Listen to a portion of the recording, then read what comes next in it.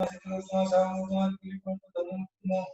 शरणं प्रपज्यामि अनंत शरणं प्रपज्यामि सिद्ध शरणं प्रपज्यामि साहु शरणं प्रपज्यामि केवल पंडितो धम्मो शरणं प्रपज्यामि अड्डाई दूर देशों पर नरसकम भूमि सुजारं तामयं तानातिरां चित्तरं जनजन तुमान केवलियां सिद्धां तां मनिदान अंतेरानि पारडं दौरंडं देशं दमनायं दमोरिसां चकोटिनं देवा देवानां दत्तं दत्तं प्राप्तिं विक्रियं मुंक्रैवते सामाय सौसाजको पचकमिदाजिं द्वेमं सौसकायनं करंतवण सम्मन्नं तस्वन्ते चारं परिक्रमावनिन्दामि करामि अपनुदारतां भयन्तां विश्वासं करेमि तावकालं पावकं सुचिरं मोत्सरामि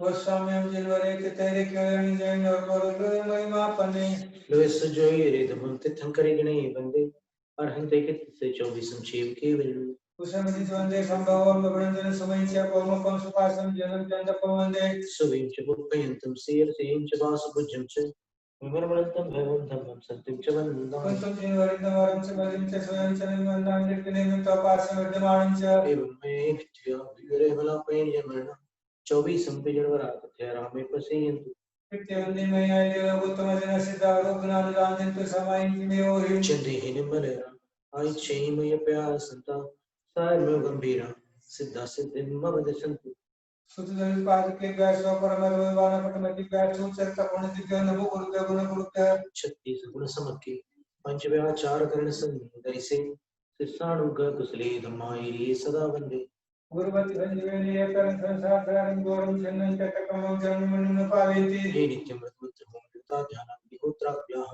षट्कर्मा विरतास्तपोदंगनाः साधुक्रियाः साधुवन् हे गागना गुणप्रहरण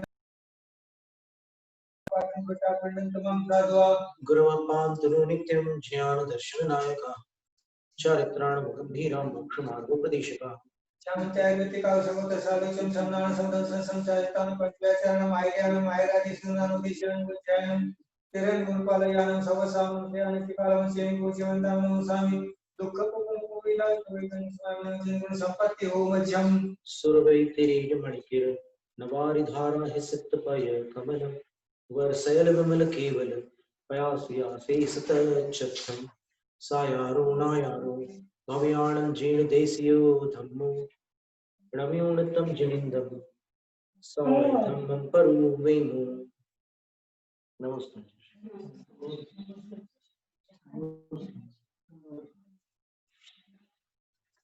दातव्य का वर्णन है अतिथि संविभाग व्रत के अंतर्गत देने योग्य पदार्थों के 4 भेद बताए थे आहार औषध शास्त्र और अभयदान तो उपासका अध्ययन नामक सप्तम अंग में द्वादशांग के 7वें अंग में ये कथन था। फिर इसमें आचार्य वसुनंदी महाराज ने ग्रंथकार ने 234वीं गाथा में उन्होंने कह दिया कि 4 प्रकार का उत्तम आहार होता है वह पूर्वोक्त 9 विधानों के साथ 3 पात्र के लिए देने योग्य होता है। अब 3 पात्रों में साधु थे, ज्ञान प्रतिमाधारी थे और अविरत सम्यक दृष्टि थी। इस 7 पात्रों को यहाँ पर 3 पात्रों में ले रहे हैं। कुपात्र और अपात्र की यहाँ पर विवक्षा न करते हुए इन 7 पात्रों को ग्रहण किया गया तो उन तीनों के लिए देने योग्य है ऐसा उन्होंने लिखा। तो फिर इसमें एक प्रश्न आया था कि तीनों को कैसे दे सकते हैं, क्योंकि तीनों की मुद्रा अतिथि की मुद्रा नहीं है। अतिथि की मुद्रा तो मुनि आर्यिका और फिर 11 प्रतिमाधारियों की है और आगम में उनकी अतिथि संज्ञा भी है। उत्तम श्रावक में 2 भेद बताए उन्होंने। प्रतिमाओं में पहले 6 स्थान जो बताए हैं वो जगन्य श्रावक के हैं। तदुपरांत जो 3 स्थान बताए 7वीं 8वीं 9वीं प्रतिमा वो मध्यम श्रावक की है, और फिर 10वीं और 11वीं प्रतिमा जो है वो उत्तम श्रावक की है। अब उत्तम श्रावकों में ये नवोपचार विधि किनकी की जाएगी, और जब 3 पात्र बताएं तो फिर कैसे विभाजन किया जाएगा। तो इसका समाधान ये निकला था कि जैसे कुपात्र और उत्तम पात्र, इनकी बाह्य चर्या में तो कोई अंतर नहीं है, लेकिन अंतरंग में मिथ्यात और संयत गुणस्थानों का भेद होने से दोनों में अंतर है। फिर पहचान कैसे करें, क्योंकि यहाँ तो ठीक है, आचार्य बसवनंदी महाराज ने तीनों पात्रों का केवल भेद बताया है कि जिनके पास व्रत, नियम और संयम सम्यक्त्व के साथ होते हैं वो उत्तम पात्र साधु हैं। वो ये सम्यक्त्व के साथ होते हैं, ये हमने कैसे लगाया, क्योंकि नीचे उन्होंने कुपात्र को व्रत, तप और शील से समग्र बताया, लेकिन सम्यक्त्व से विवर्जित कहा। तो इससे स्पष्ट है कि उत्तम पात्र है वो सम्यक्त्व से विवर्जित न होकर सम्यक्त्व संपन्न है। ठीक है। फिर 11 प्रतिमाधारी मध्यम श्रावक है, मध्यम पात्र है। मध्यम श्रावक तो 7, 8 और 9 प्रतिमा को धारण करने वाले होते। फिर उत्तम श्रावक में 2 भेद बताएं, 10वीं और 11वीं प्रतिमा। अब 10वीं प्रतिमाधारी उत्तम श्रावक इसलिए है क्योंकि वो आरंभ और परिग्रह के विषय में परामर्श तक नहीं देते, लौकिक कार्यों में कोई सम्मति सहमति नहीं देते, इसलिए वो उत्तम श्रेणी के हो गए। पर अभी उनको दीक्षा और घर त्याग करना बाकी है, और इसको हम दीक्षा इसलिए कह रहे हैं क्षुल्लक अवस्था को, क्योंकि ये गुरु के सानिध्य में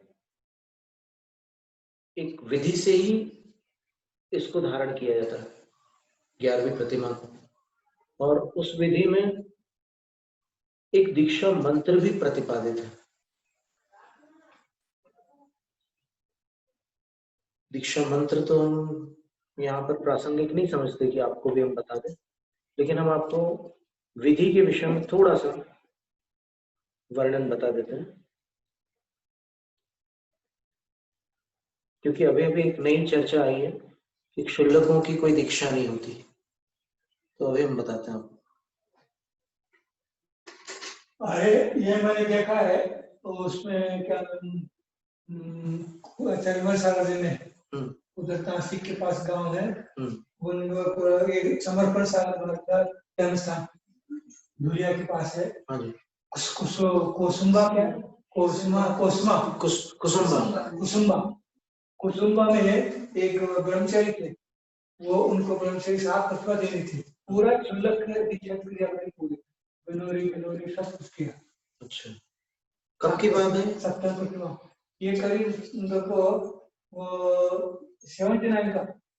मेरी दीक्षा होने के बाद बिहार किया, ओमकेश्वर के नीरा आ रहे थे, नीरा चतुर्मास के लिए उनके के पास नीरा, जब बीच में ये प्रोग्राम हुआ था कुसुम्बा में, मेरे सामने पूरा क्षुल्लक दीक्षा का प्रोग्राम, एक गोली भी हुई, कपड़े की गोली हुई, क्षुल्लक नहीं, वो तो 7 प्रतिभा ले रहे थे, बहुत जोरदार हुआ था प्रोग्राम। प्रभाचंद्र आचार्य विरचित क्रियाकलाप नाम का एक ग्रंथ, उसके अंत में क्षुल्लक दीक्षा विधि करके एक प्रकरण है, उसमें लिखा अथ लघु दीक्षायाम सिद्ध योगी शांति समाधि भक्ति ही पठे। अब लघु दीक्षा में सिद्ध योगी शांति और समाधि भक्तियों को पढ़ें। क्षुल्लक दीक्षा 2 प्रकार की होती है, लघु और पूर्ण, ऐसे दोनों, पूर्ण या बृहद कहना चाहिए।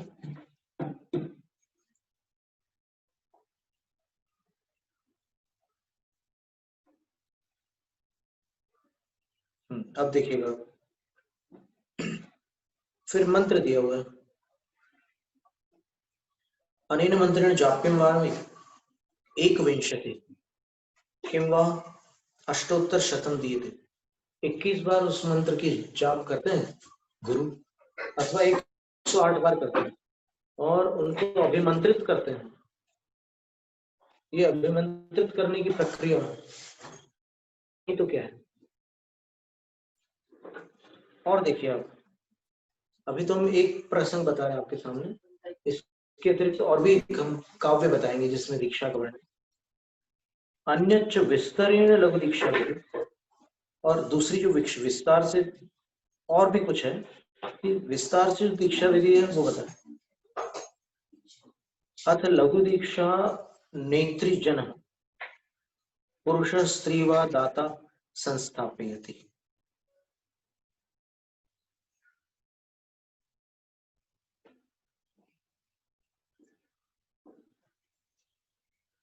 यथा योग्यम अलंकृतं कृत्वा चैत्यालये समानयेत् देवं वन्दित्वा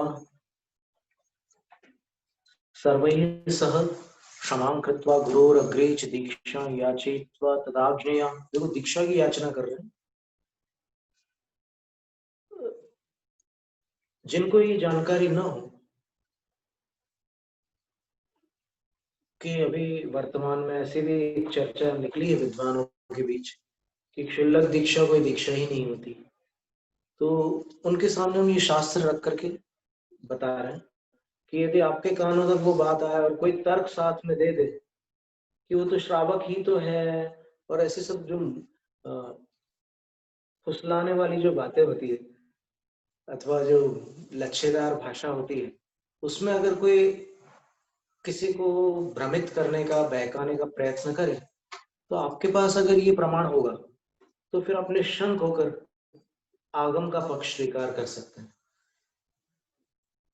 विद्वानों से और बड़े त्यागियों से बहस करना तो बहुत कठिन काम। हम कल ये नहीं बोलने लगेंगे आगे का पद कुछ नहीं होता, कल ये भी बोल सकते हैं आगे का पद कुछ होता ही नहीं, जब तीसरा तो अभी भी बोल तो नहीं है। हाँ? अभी भी बोलने वाले तो बोल रहे हैं, बोलने वाले तो बोल ही रहे हैं। कोई दिवंगत नहीं क्यों ना कोई है ही नहीं।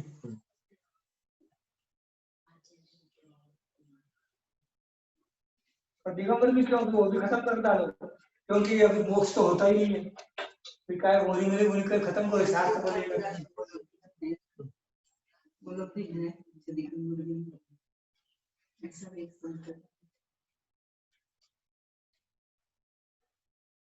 तो दीक्षा याचयित्वा, क्षुल्लक दीक्षा लेने वाले जो हैं वो दीक्षा की याचना करते हैं गुरु और अग्रे। ये पंक्तियां प्रभाचंद्र आचार्य की हैं।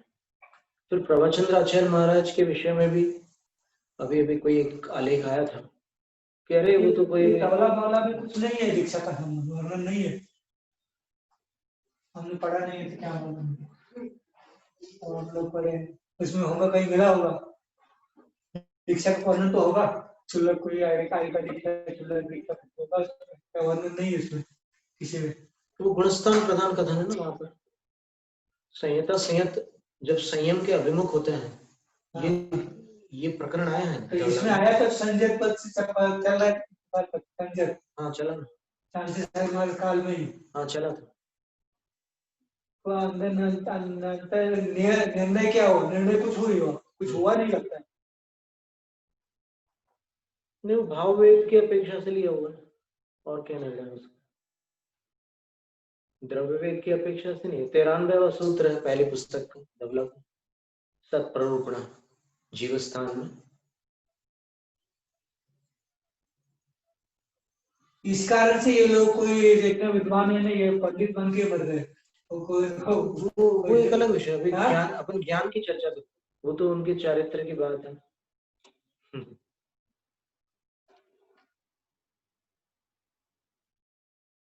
नहीं, पर अभी जो वर्तमान में एक प्रसंग निकला है उसकी बात अपन करते हैं कि क्षुल्लक दीक्षा को अभी वर्तमान में अमान्य किया जा रहा है कि क्षुल्लकों की कोई दीक्षा ही नहीं होती है। तो उसका उत्तर ये दिया जा रहा है यहाँ पर क्रियाकलाप ग्रंथ से। हम आपको ये सामने आपके बताया, और क्रियाकलाप ग्रंथ प्रभाचंद्र आचार्य द्वारा विरचित है, और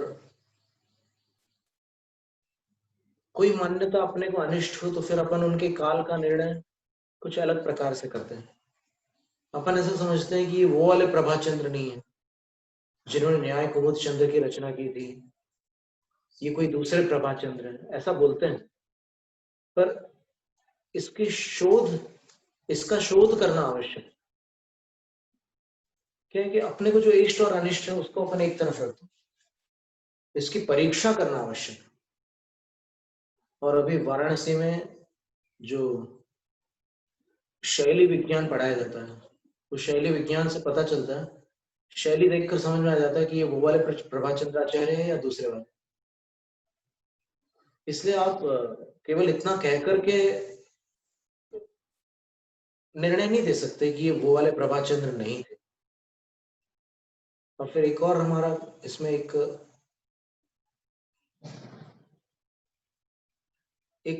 कथन हम अपनी ओर से करना चाहते हैं कि जब भी अपन आचार्यों का नाम लेते हैं तो आचार्यों का नाम लेते समय, चाहे भले आप आचार्य क्यों ना हो, आप अपने गुरु का नाम बिना किसी आदर सूचक विशेषणों के ले सकते हैं। प्रश्न है, क्या शांति सागर आचार्य महाराज के शिष्य ये कह सकते हैं कि मेरा गुरु शांति सागर था? क्या विमल सागर आचार्य महाराज के शिष्य कह सकते हैं विमल सागर? ऐसे एक अकेला नाम ले सकते? तो फिर ये पद्धति कहां से चल पड़ी है कि आज जिन्होंने घर का भी त्याग नहीं किया, जिन्होंने पंच पापों का भी त्याग नहीं किया, वो समंत भद्र आचार्य को समंत भद्र कहने लग गए? क्या उनके सहपाठी थे वो कि ऐसे शब्दों का आप प्रयोग कर रहे हो? प्रभाचंद्र आचार्य को प्रभाचंद्र कहने लग गए, मानतुंग आचार्य को मानतुंग कहने लग गए, पुष्पदंत भूतबली जैसे आपके कोई सहपाठी वैसे आप नाम ले रहे हो। नाम सम्मान से तो लेना सीखो। आचार्यों का नाम, पूर्वाचार्यों का नाम, उनकी वाणी को सुनकर तो बोलना सीखो आप, वरना आपकी क्या कीमत थी? आपके पास कौन सा ज्ञान पहले कर पैदा हो गया था? तो ये अभिनय देखकर थोड़ा सा भावुकता आती है कि ये सहन नहीं होती ऐसे अभिनय।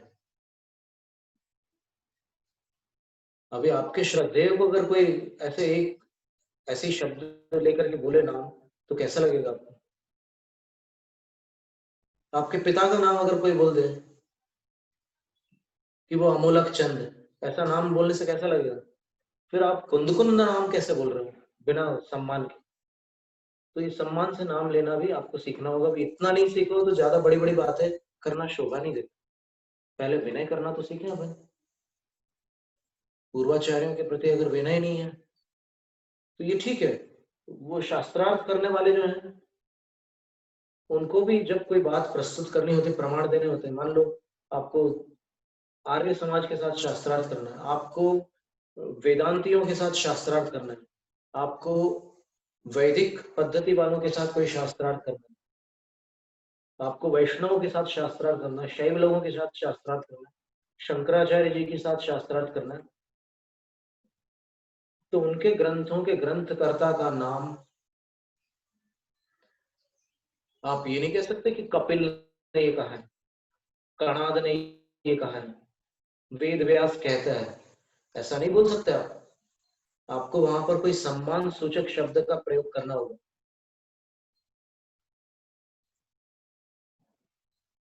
और विद्वानों की भाषा से ही पता चलता है कि वो विद्वान है।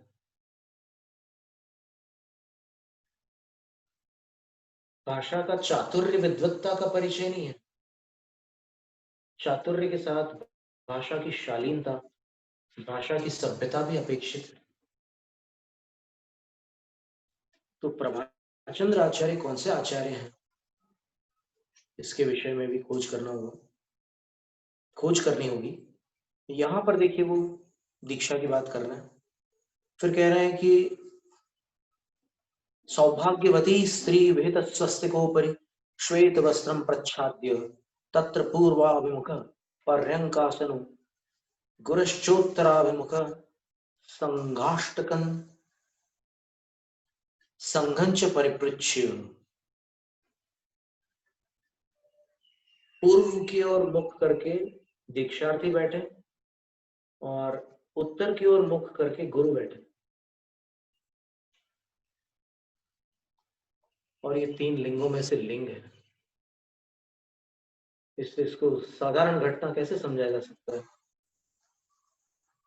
फिर लोचम संघ से पूछकर फिर आचार्य महाराज लोच वगैरह ओम नमो भगवते पक्षिणाशेष कल्मषाय ये सब पाठ करते हुए फिर करते हैं। गंधोदकादिकं त्रिवारं शिर से निक्षेपित, इस मंत्र के साथ फिर सिर के ऊपर 3 बार गंधोदक का निक्षेपण करे, अर्थात ऐसे डाले। शांति मंत्री ने गंधोदकं त्रिपरिशिच्य वाम हस्तेन स्पृशे, फिर बाएं हाथ से दीक्षार्थी के मस्तक का गुरु स्पर्श करें।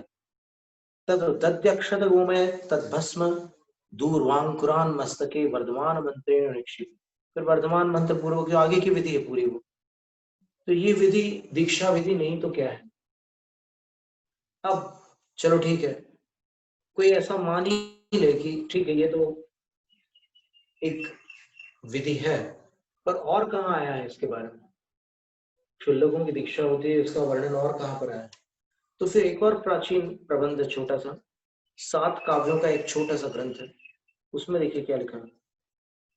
दीक्षा नक्षत्राणी, उसमें मुनि आर्यका और क्षुल्लक दीक्षा के नक्षत्र दिए, और क्षुल्लक दीक्षा के हम अपने मन से नहीं कह रहे, उसी में पढ़ के हम आपको सुना देते हैं।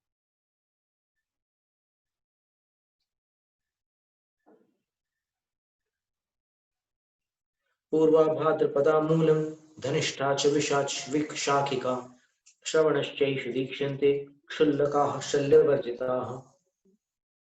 पूर्वा भाद्रपदा मूल नक्षत्र, धनिष्ठा नक्षत्र, विशाखा नक्षत्र और श्रवण नक्षत्र, इन 5 नक्षत्रों में शल्य से रहित क्षुल्लक दीक्षित होते हैं, क्षुल्लकों को दीक्षा दी जाती है, दीक्षन्ते ये शब्द। तो ठीक है, ये भी एक चर्चा थी। अब अपनी बात वही आ रही है कि 4 प्रकार के जो दान थे, वो उनमें सबसे प्रथम दान आहार दान था। वो आहार दान पात्र को देना है, और पात्र के 3 भेद हैं, पर आचार्य समन्वयभद्र आदि सभी पूर्वाचार्यों के वचनों में अपन देखते हैं, इसी ग्रंथ में अपन जो अतिथि संविभाग शब्द है, वो अतिथि शब्द जो है वो भिक्षा वृत्ति को धारण करने वालों के प्रति लागू होता है। जो भिक्षा पूर्वक आहार नहीं लेते, अतिथि संविभाग में उनकी नवोपचार विधि नहीं बताई है। जो आहार चर्या के लिए निकलते हैं, निमंत्रण के बिना जो आहार के लिए आते हैं, उनके ही लिए नवोपचार विधि। तो फिर मुद्रा तो वही रहेगी। अब उन मुद्राओं में लिंग भेद जो है वो बताया आचार्य कुंद स्वामी ने, तो लिंग भेद की अपेक्षा से अपन उत्तम मध्यम जघन्य कर लो, अथवा भावों की विशुद्धि की अपेक्षा से उत्तम मध्यम जघन्य कर लो।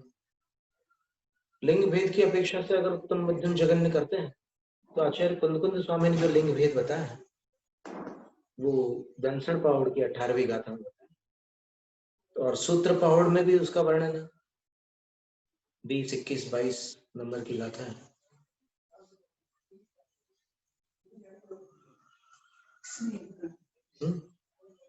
प्रश्न पूछो।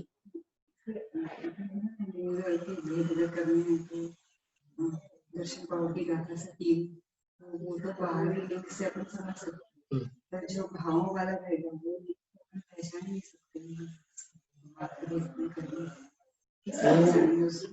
क्या है कि फिर इस विषय में आचार्यों ने ये कहा है, भुक्ति मात्र प्रदाने तु का परीक्षा तपस्विनां ते संतः संतवसंतो वा गृही दानेन सिद्ध्यति। भोजन मात्र प्रदान करना है, तो इस विषय में तपस्वियों के गुणस्थानों की क्या परीक्षा करना है? वो भावलिंगी है या द्रव्यलिंगी है? गृहस्थ तो दान देकर के पवित्र हो जाता है, ये यशस्त्र चंपू में लिखा है, लेकिन बात यह पवित्र हो जाता है ना, उसको पुण्य लग जाता है। पर फिर जो सत्पात्र कुपात्र आदि का जो भेद बताया, तो फिर वो पुण्य उस श्रेणी में विभाजित होगा।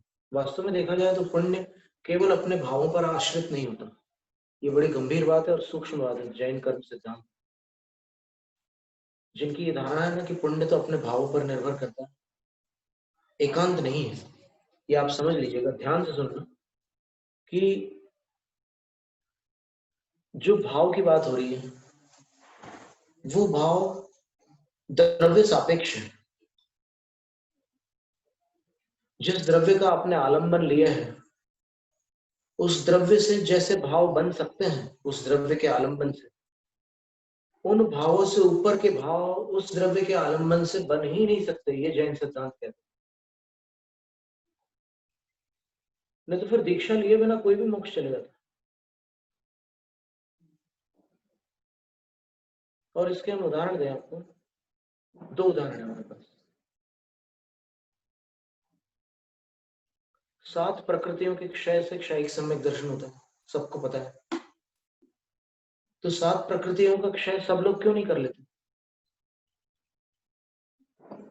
सबको पता है कि चौथे से 7वें गुण स्थान तक क्षयिक सम्यक दर्शन कभी भी हो सकता है, तो सब लोगों को क्यों नहीं हो जाता है? तो उसका उत्तर दिया आचार्यों ने,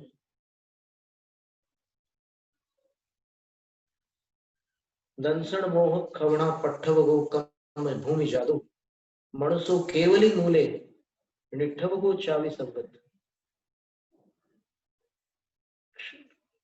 मिथ्यात्वादी कर्मों का क्षय प्रारंभ करने वाला जीव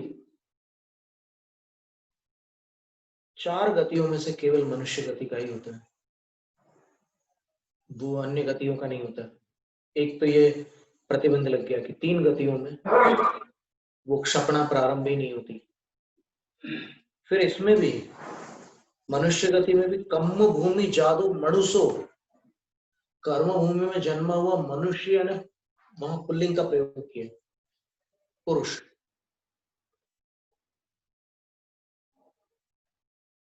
और उसके अतिरिक्त और शर्त रखी, केवली मूल्य,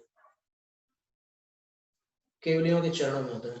वो केवली सर्वज्ञ केवली हो अथवा श्रुत केवली हो, उनके चरण मूल में होता है।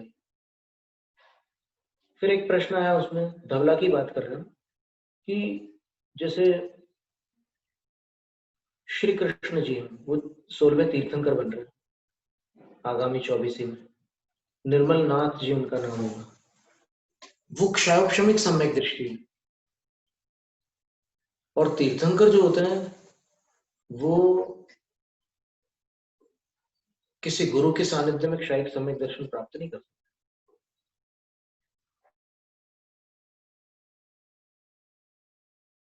तो फिर उनको कैसे क्षयिक होगा? और क्षयिक के बिना केवल ज्ञान नहीं हो सकता।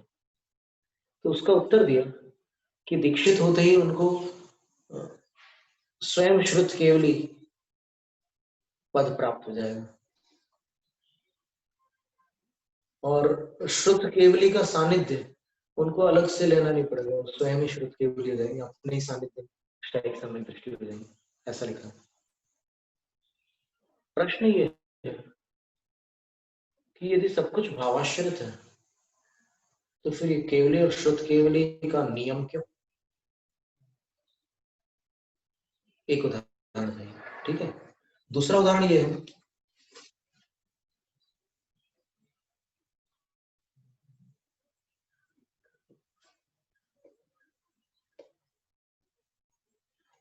प्रवचन सार की 255 क्रमांक गाथा में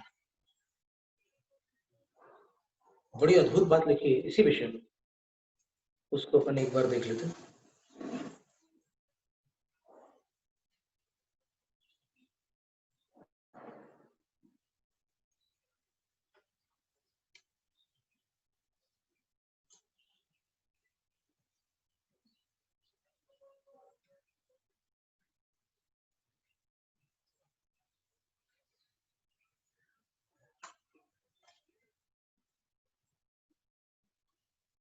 रागोपसक्त भूतो वत्थु विशेषेण फलति विपरीतम नाना भूमि गदानि बीजाणि सस्य कालम में।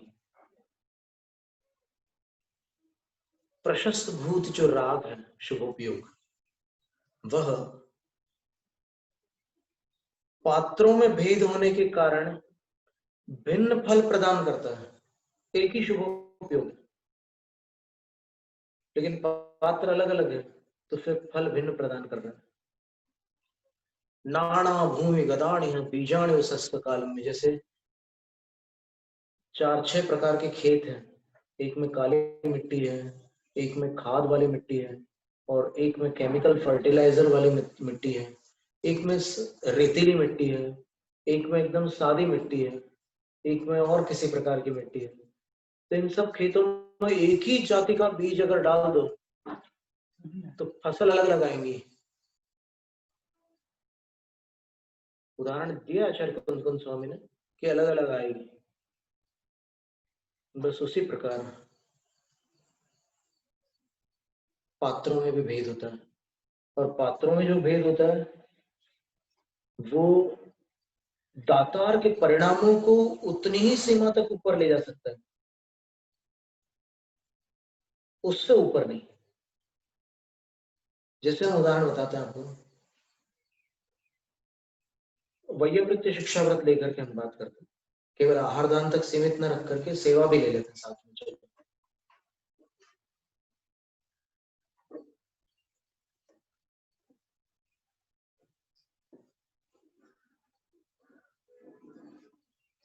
एक 11 उनके पाठी अभव्य मुनिराज हैं जो 6 महीने तक उपवास कर लेते हैं और उपसर्गों में भी शांत रहते हैं।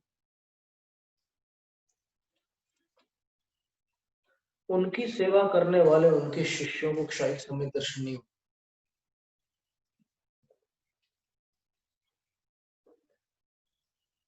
और एक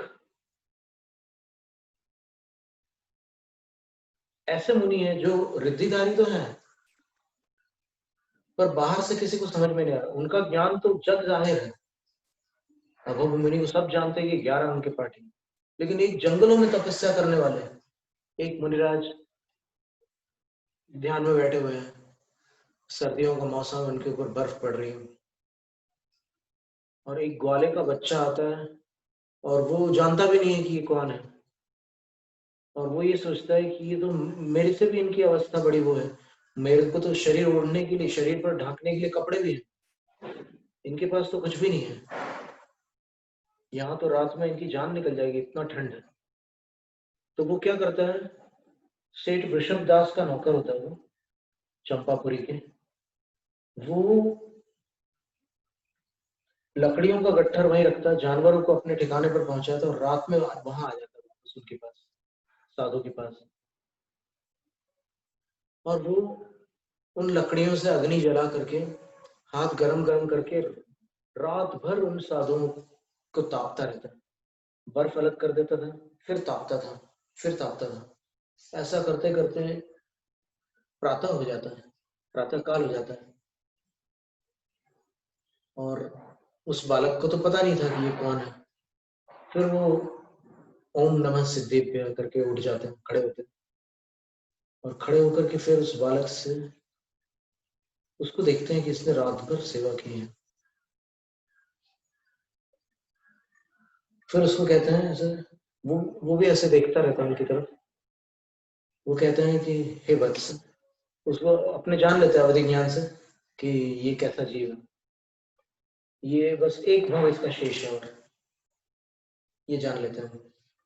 और फिर कोई निमित्त तो चाहिए ना, एक भाव भले ही शेष हो, लेकिन उस भाव में कुछ शुरुआत तो होना जरूरी है ना उस भाव के लिए। तो शुरुआत के लिए उनको देते हैं नमो अनंताणम, कोई भी काम करने के पहले बस इसका तुम वो कर लेना। और जैसे ही वो नमो अनंताणम बोलते हैं तो वो धरती से ऊपर उठ जाते हैं मुनिराज। तो उसको बड़ी श्रद्धा हो जाती है कि अरे ये तो, मैं इनको साधारण समझ रहा था, ये तो बड़े भारी गुरु है। और वो हृदय से उनका भक्त बन जाता है, और हर काम नमो अनंताणम बोल के ही करता, 7 अक्षर बस। पूरा नमोकार मंत्र तो याद भी नहीं हो पाता शायद उसको, 35 अक्षर एक बार में, 7 अक्षर उसको याद हो गए। हमने देखा है कि बच्चों को 8 अक्षर तक के याद हो जाते हैं एकदम एक झटके, ज्यादा भी होते हैं पर लंबे समय के लिए। तो 7 अक्षर याद करके वो हर काम वैसे ही करता था। तो बड़ी सुंदर और लंबी कथा, हमारी प्रिय कथा है। वो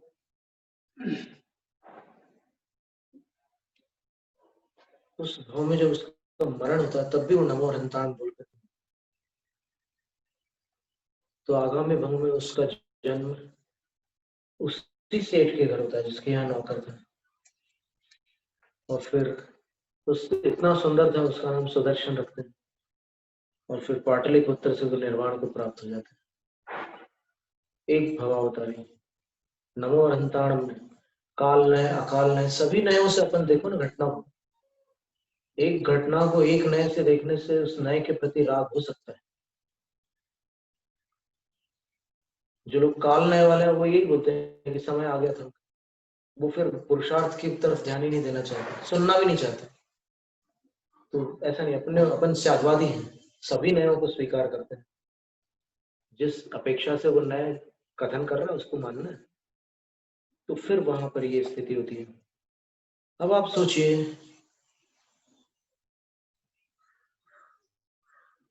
कि जो मुनि को जानता तक नहीं था उसको मुनि की सेवा ने एक भावावतारी बना दिया, और जो 11 अंग के पाठी की जीवन भर सेवा करता रहा उसके दर्शन होने का भी क्षय नहीं हो सकता। क्या बात है ये, बस यही गणित जो है सर्वत्र लगाना होगा। आप देखिए 70 साल के 5 लोगों को बैठा दो, कोई एक जैसा नहीं मिलेगा। उसी प्रकार 50 साधु एक साथ विराजमान हो, सबके संयम लब्धि स्थान अलग अलग हो सकते हैं। एक जैसे मिलना बहुत मुश्किल होता है।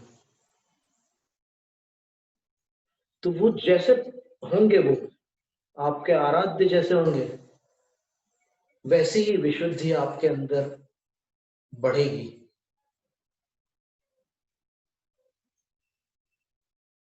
मान लो आराध्य जो है वो 14 वाणी के स्वर्ण के समान शुद्ध है, तो आपकी जो विशुद्धि है वो 15 वाणी वाले जो आराध्य होंगे उनके सानिध्य में जिस विशुद्धि को आप प्राप्त कर पाएंगे वैसे नहीं प्राप्त कर सकते। इसका एक उदाहरण हम यहाँ सामने आपको देते हैं। आपने बहुत से चित्र देखे होंगे, आपने बहुत से वीडियोस देखे होंगे, लेकिन विंध्यगिरी के ऊपर जाकर जब साक्षात गोमटेश्वर भगवान को आप देखते हो तब जो विशुद्धि आती है वो विशुद्धि अन्यत्र क्यों नहीं आती, स्मरण करने के बाद भी क्यों नहीं आती वो विशुद्धि। अगर स्मरण करने के बाद आती तो कोई यहाँ दोबारा नहीं आता। क्या कारण है? तो ये द्रव्य और भाव का इतना घनिष्ठ संबंध, अनादिकाल से ये जीव रागी रहा है।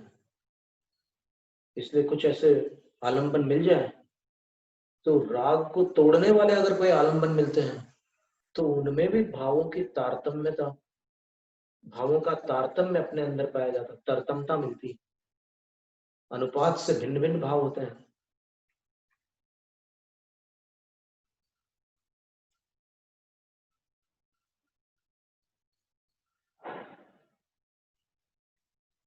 बहुत अनोखी बात है। इसीलिए आप देखिएगा कि हर मंदिर में आप बहुत देर तक नहीं रुक सकते। कुछ मंदिरों से आप जल्दी निकल आते हैं बाहर, और कुछ मंदिरों से जल्दी निकल नहीं पाते आप। क्या कारण है?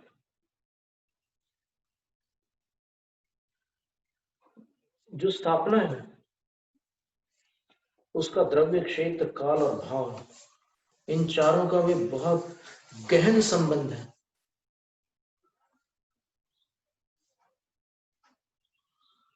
कोई आचार्य के मुख से हमने सुना था कि प्रतिष्ठा का जो बहुत अच्छा मुहूर्त होता है, उत्तम मुहूर्त, वो 7 वर्षों में एक आध बार आता है। फिर बाकी मुहूर्त में तो हो ही जाती है, प्रतिष्ठाएं जो करना होते हैं वो हो जाती है, पर कहते हैं वो उनने ये कहा था कि 7 वर्षों में एक मुहूर्त आता है सबसे अच्छा मुहूर्त। गोमटेश्वर बाहुबली स्वामी की प्रतिष्ठा रात्रि में क्यों हुई, और रात्रि में प्रतिष्ठित गोमटेश्वर बाहुबली इस धरती पर अद्वितीय कैसे हो गए, ये सारी बातें समझनी होगी। और पूर्वाग्रह को छोड़े बिना मैं जानता हूं ये सबसे बड़ा ताला है सम्यक ज्ञान के ऊपर। मैं जानता हूं,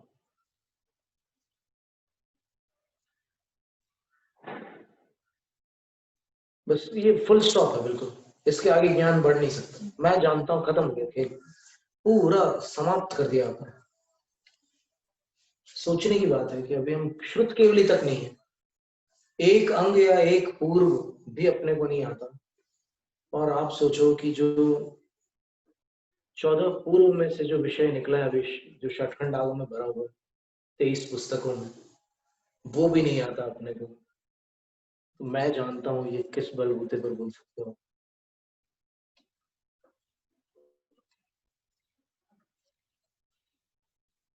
ज्ञानी मानी नहीं हो सकता, मानी ज्ञानी नहीं हो सकता, इसलिए सब छोड़ दो। अभी बहुत कुछ नए सिरे से ही सीखना होगा। जितना सीखा है ये मत समझो कि यही बिल्कुल परफेक्ट है। कितनी कितनी बातें ऐसे मिलती है। प्रवचन सार हमने 5 बार पढ़ा और बाद में उसका अध्ययन तो न जाने कितने बार किया, लेकिन ऐसे जो वाचना थी क्रमशः 5 बार की, तो ऐसा लगा कि पिछली बार हम पढ़ रहे थे कि क्या कर रहे थे, ऐसा लगा।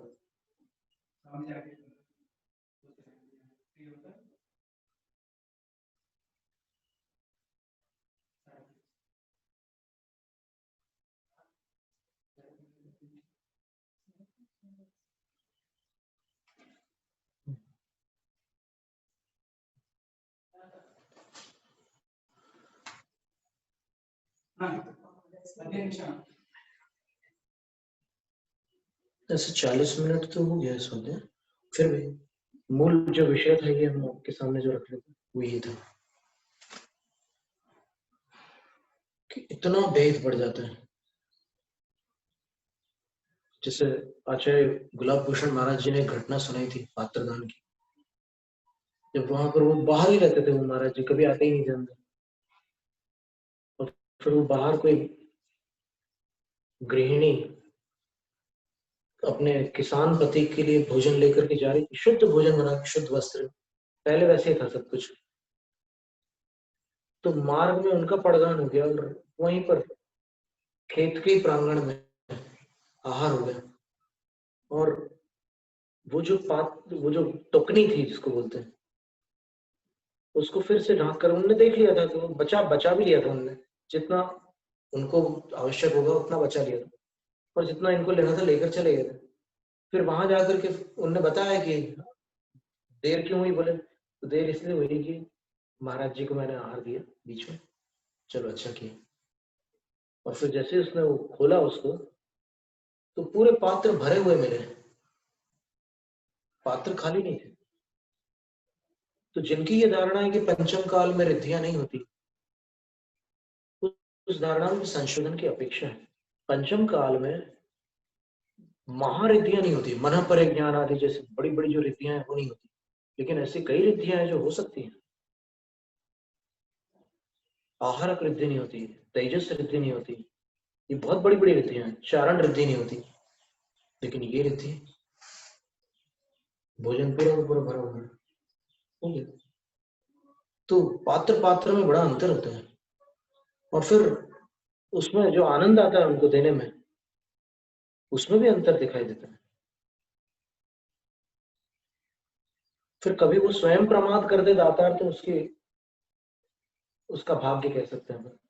लेकिन यदि वो आगम के अनुसार जो बताइए विधि दातार के जो गुण बताए उनके साथ अगर देता है तो फिर उसके अंदर एक अलग स्थिति बनती है भिन्न भिन्न पात्रों के प्रति।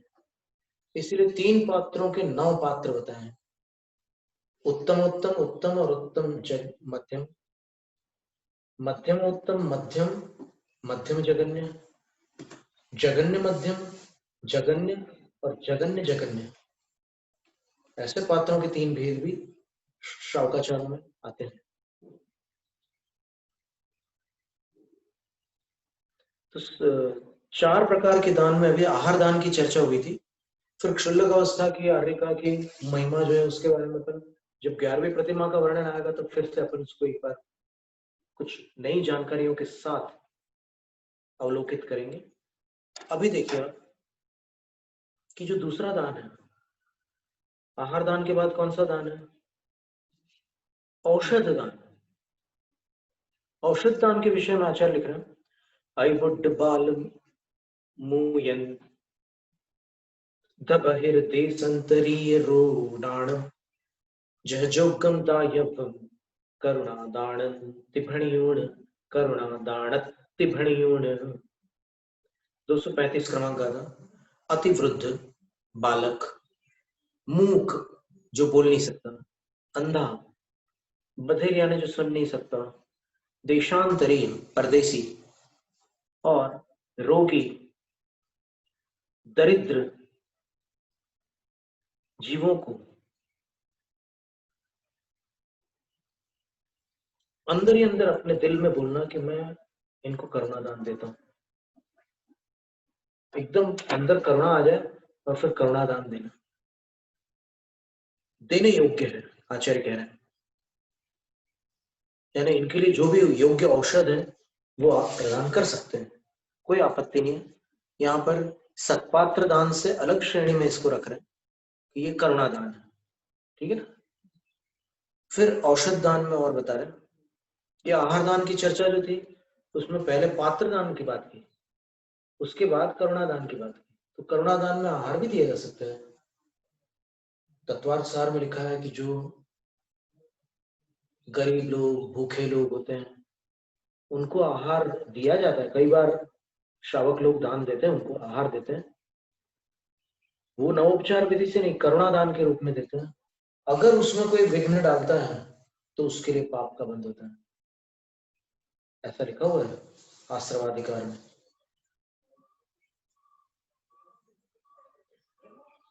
अब औषध दान किन के लिए देना है वो बता रहे। ओवास वाहि परिसम किलेश परिपीर्यम मुनि परम शरीर जोगम बेसज दानम पिदायवम। तो केवल औषध दान न कर करके आचार्य कह रहे हैं कि पथ्य भी देना और औषध भी देना। ये तो औषध चला और उल्टा अपथ्य चला दो साथ में तो मुश्किल हो जाए। पारद भस्म में उसके साथ मुंह उड़द की दाल चला दो तो मुश्किल हो जाए। फिर गन्ने के रस के साथ पपीता चला दो तो मुश्किल हो जाए। फिर ऐसी कई चीजें जो एकदम विरुद्ध होती हैं, उन दोनों को एक साथ नहीं दे सकते। तो आचार्य कह रहे हैं कि जो अति वृद्ध है, नहीं, जो उपवास किए हुए हैं अथवा जिनको कोई व्याधि हुई है, जो थके हुए हैं, जो दुखी है, अथवा जो परिपीड़ित है, क्लेशों से परिपीड़ित, यानी अनेक प्रकार की जिनके शरीर में तकलीफें हैं उनको, और शरीर जोगम पथ्यम, उनको अच्छी तरह समझ करके उनके शरीर के योग्य पथ्य चलाना। अंतराय हो और बहुत प्यास लगी हो, गर्मी का समय हो, केशलूच किया हो, तो एकदम रूखा सूखा आहार देने से उनको तकलीफ बढ़ जाएगी। नमक डला हो और एकदम रूखा सूखा हो तो उनको मुश्किल हो जाएगी। तो गीली चीजें देना हो। और जिनको भारी सर्दी जुकाम और सब वैसा चल रहा है, कफ का प्रकोप, तो उनको उससे अनुसार देना। तो शरीर जोगम भेषज दानम पिदायम, शरीर के योग्य औषध और शरीर के योग्य पथ्य प्रदान करने योग्य होता है। ये औषध दान की चीज का कथन हो गया। फिर शास्त्र दान है, तो शास्त्र दान में क्या कह रहे हैं? आगम सत्थाइम ली, आगम सत्थाइम ली हावियोण दिज्जन्ति जहाजोगम तम जान सत्थ दानम जिण वयण झावण चतः। शास्त्र दान के दो अर्थ हैं। एक तो जो आगम शास्त्र है उनको लिखवा कर यथा योग्य, जो जिस शास्त्र दान के योग्य है, मतलब कोई जिनको धवला, जिनकी क्षमता से परे है उनको धवला का दान नहीं दे सकता। जो प्रथमान योग के हैं उनके प्रथमा योग का दान दीजिए, तो वो लिखवा करके दिज्जंती दिए जाते हैं। तम जम जहा जोगम, जो जिस योग्य है वैसा। तम जान सत्य दान, इसको शास्त्र दान जानो। और दूसरा अर्थ क्या हुआ शास्त्र दान का?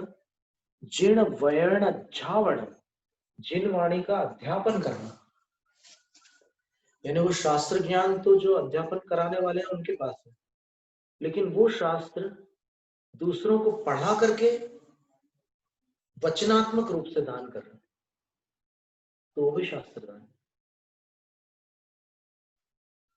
ज्ञान दान कहते हैं जिसको, वह भी शास्त्र दान है, ऐसा कहा।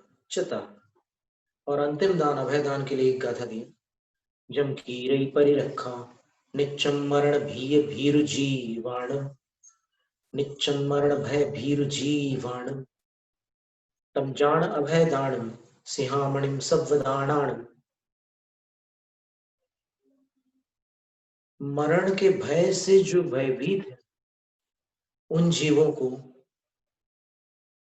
उन जीवों की जो रक्षा करता है या रक्षा की जाती है उसको अभयदान जाना। मरण से भयभीत जीवों की जान को बचाना अभयदान है। और वह अभयदान कैसा है? सव्वदानान सिंहामणिम जान, ये जान लो कि वह सर्व दानों में शिखामणि, शिरोमणि, यानी सर्वश्रेष्ठ दान अभयदान। अन्य मत के ग्रंथों में भी ऐसे ही आता है, जैसे महाभारत में एक श्लोक आता है,